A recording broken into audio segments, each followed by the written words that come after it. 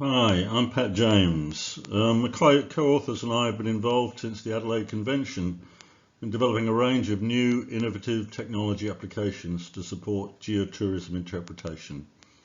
We had planned to show this at the 9th International Global Geoparks Network Conference in Korea last September, but that was postponed to September 2021, so maybe we'll go then. We also plan to visit Danxiashan Geopark in China, where Dr. Young is the principal geoscientist pioneering drone use in that geopark. We've also been members of the Australian Geoscience Council's National Geotourism Strategy reference group, which is coordinated by Angus. This group's just completed its first draft with 7 strategic goals, and goal number 1 is designed to foster the development of new digital technologies, as you can see at the bottom of the slide. So, I'll be providing an overview of the current geotourism interpretation products in South Australia in relation to the strategic goal, and also mention the related work of Dr. Young and of Angus Robinson. Angus will be chairing this session. As an academic geologist, I've been involved in geoscience education, digital learning technologies and geotourism interpretation for about 30 years. So a very close connection with the very many spectacular geosites and georegions that we find in South Australia. For me, geotourism is all about helping the general public to get interested in and involved in Australia's, and in particular South Australia's, amazing geological features. Also about the stories those features tell and the underlying beauty of the rocks, landforms and landscapes.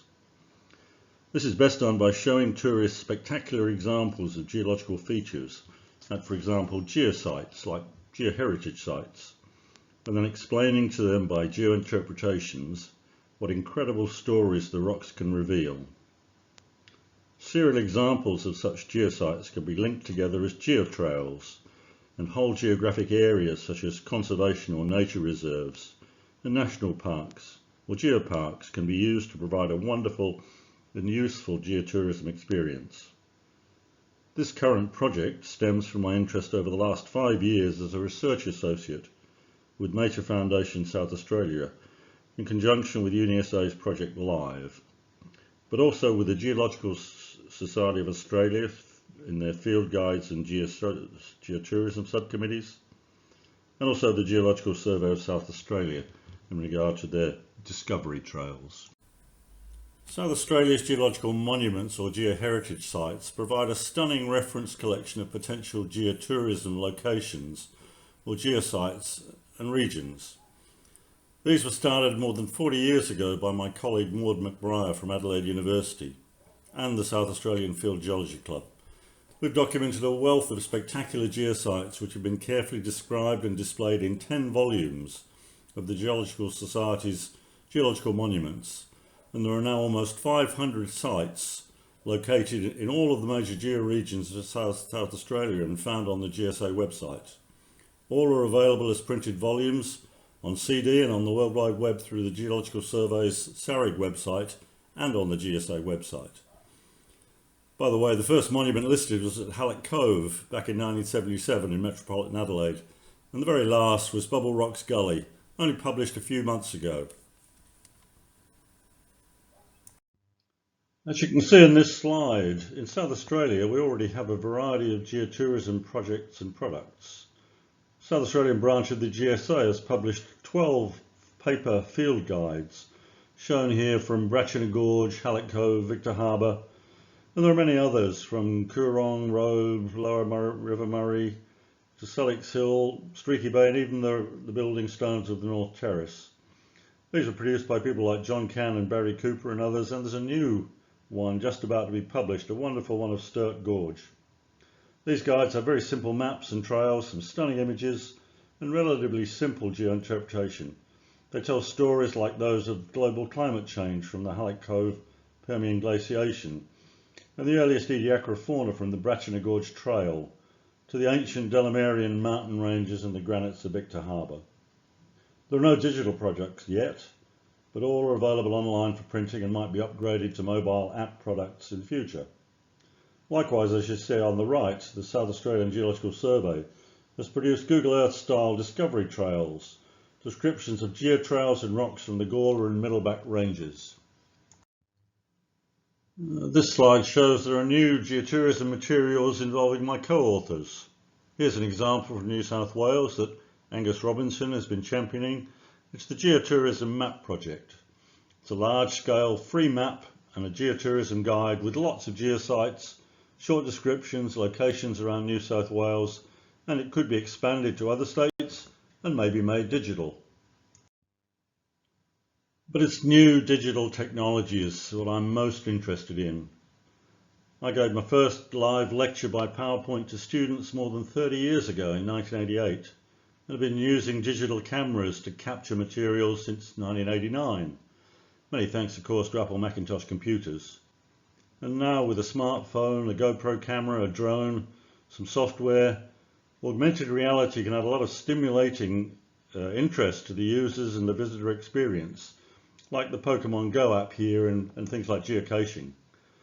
I've seen lots of examples of this in UNESCO global geoparks around the world, like the Katla Geopark in Iceland on the top left, where GoPro helmet cameras are given to visitors on geotrails to enhance their experiences, and the Bauge Geopark in France on the bottom right, where bicycle geotours use the energy from the bikes to drive visual geointerpretations presented within magnificent limestone caves en route.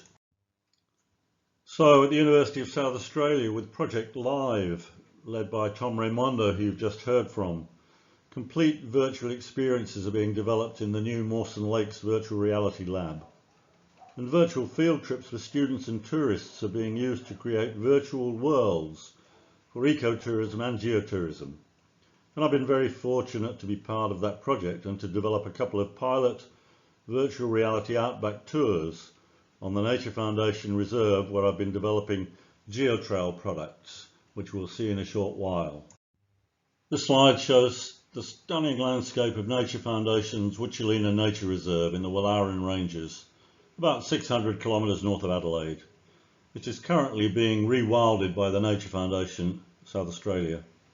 In the background is Termination Hill, flanked by the very major northeast fault scarp, and shows the southern limit of the 100-kilometre long Dunes and Wildflower four-wheel drive geotrails, one of many geotrails we've produced.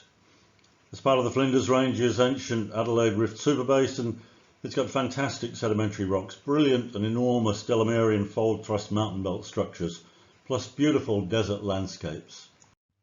This geotour with about 10 geosites, including bubble rocks, is described on a simple A4 brochure. Tourists who visit include Aboriginal school students, geological experts, there's Vic Gostin with me, and many other tourist groups. The drives show the geosites, but the area is most spectacular when it's seen from above, which was first recognised by Reg Sprigg when he mapped it in the 1940s, and you can see from the aerial photograph image on the right. As you can see, even four-wheel driving is extreme on the very rough tracks this one goes from Mount West Gorge. Flying is obviously best, but it's very expensive, as I found out when I flew over here a couple of months ago for $2,000. But it's much less expensive with drones, so we've taken those up there and made plenty of drone recordings. This one shows the fantastic Geological Dolomite cyclothems on the Geological Dolomite plains.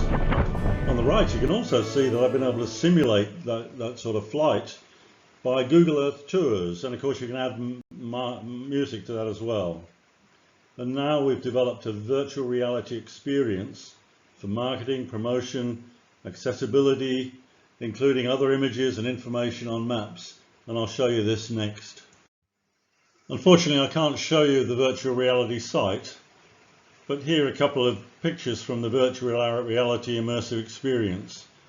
This is a 360-degree Panatour, and we have one for each of the sites. They've got embedded video recordings and drone and GoPro video and Google Earth locations and lots more. So have a look at them for yourselves. And so back to where I started at Danxiashan Global Geopark, which has 250,000 visitors in 2020. Fleets of drones being used for geotourism in the park management, geohazards, water pollution, biodiversity conservation, and lots of other things. So finally, on behalf of my colleagues and myself, We still aim to continue developing these products and hope we'll show them at the Global Geopark conference in September. Thank you.